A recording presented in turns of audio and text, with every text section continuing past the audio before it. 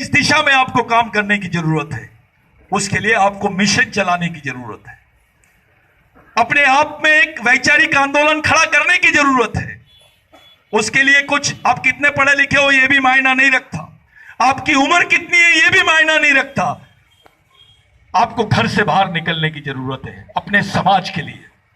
अरे एक परिवार में तो कुत्ता भी जीता है, एक परिवार में तो कोई भी जी लेता है, लेकिन समाज के लिए जीना बहुत बड़ी बात है। मैं एक उदाहरण देता हूं और अपनी बात को यहीं रोक देता हूं, क्योंकि मेरे को जाना है। मैं बहुत इच्छा थी मेरी आप लोगों से खुली बातचीत करने की।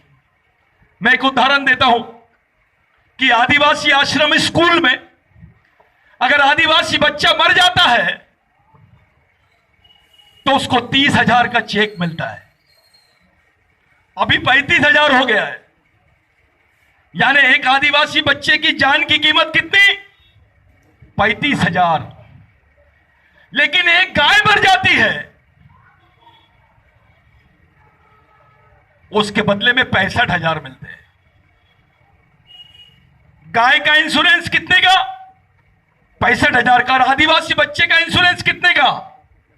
35,000। यानी आपकी इस व्यवस्था में जानवर से भी कम वैल्यू हो गई है। ये लोगों ने हमारा जो मूल्यांकन है जीवन का, वो जानवर से भी कम कर दिया है। इस चीज को भी समझना पड़ेगा कि हमारा सामाजिक मूल्यांकन इस व्यवस्था में कैसा है। 2 बच्चियों का रेप होता है, पूरे देश में गूंज जाती है बात। आश्रम स्कूल में 27, 28, 32, 33, 12 साल की, 11 साल की, 9 साल की, 16 साल की लड़कियों का रेप होता है, कंटिन्यूअस रेप होता है। इस पे कोई बात नहीं होती। आपके बेईमान नेता भी इस पे कोई बात नहीं करते हैं।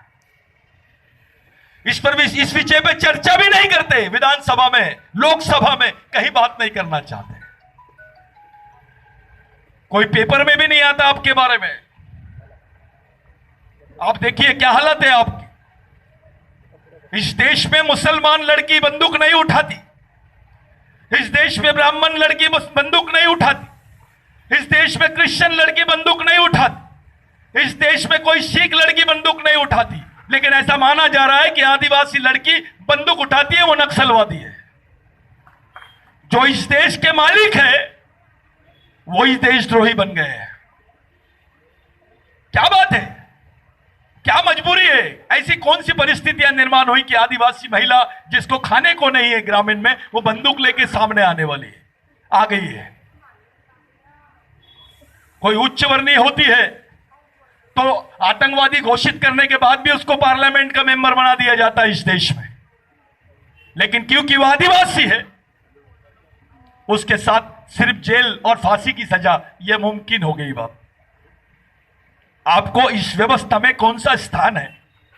आपके बाल बच्चों के बारे में क्या स्थान है? आपके समाज के बारे में क्या स्थान है? जब तक कि आप इसके बारे में चिंतन नहीं करोगे तब तक कि कुछ होने वाला नहीं है। ये आदिवासी विचार मंच, बिरसा ब्रिगेड, ये जो हम लोग चला रहे हैं, ये जो मिशनरी काम चल रहा है, मैं उसके तमाम कार्यकर्ताओं से एक विनती करता हूं कि अगली बार बुलाएंगे तो मेरे को सिस्टम दिखाना, आप बुलाएंगे तो मेरे को व्यवस्था दिखाना। मैं उसी जगह पे जाना चाहता हूं, यहां बैठे रहने का कोई मतलब नहीं है। एक ऐसा सपना देखो कि पूरा समाज उस मिशनरी स्कूल के पास में खड़ा होगा जहां पे तुम्हारा बच्चा ट्रेन होगा, तुम्हारे बच्चों की रोजी रोटी, उसकी जिंदगी बनाने की मशीन तैयार की जाएगी, उसका ब्रेन तैयार किया जाएगा। अपने आप में भारत का नहीं, विश्व का पहला ट्रेनिंग सेंटर बन सकता है वो।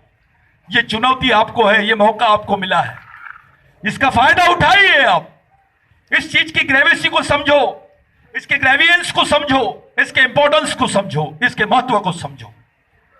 मैं आप लोगों के बीच में से जा तो रहा हूं, लेकिन एक मेरे मन में एक बात थी।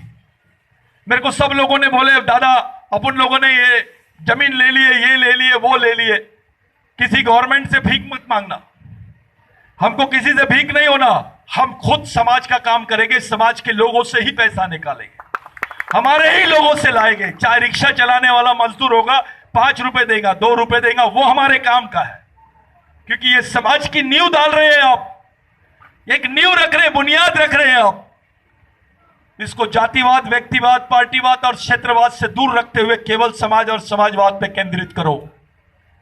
मेरी आप लोगों से विनंती है, जितने पढ़े लिखे लोग हैं, जितने अधिकारी है, कर्मचारी है, विद्यार्थी है, आप लोगों से विनंती है कि सीरियसली, गंभीरता से इस प्रकल्प की तरफ विचार करो।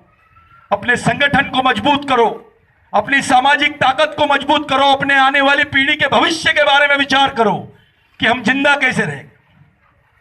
पूरे मध्य प्रदेश से, तेलंगाना से, छत्तीसगढ़ से, बंबई के आसपास में लोग काम करने आए हैं। ये वो लोग हैं जो आदिवासी है, तुम्हारे ही खून के लोग हैं। इनके साथ क्या होता है? 200 रुपए मजदूरी से लाते हैं इनको और इनके हाथ में 100 रुपए टिकाते हैं।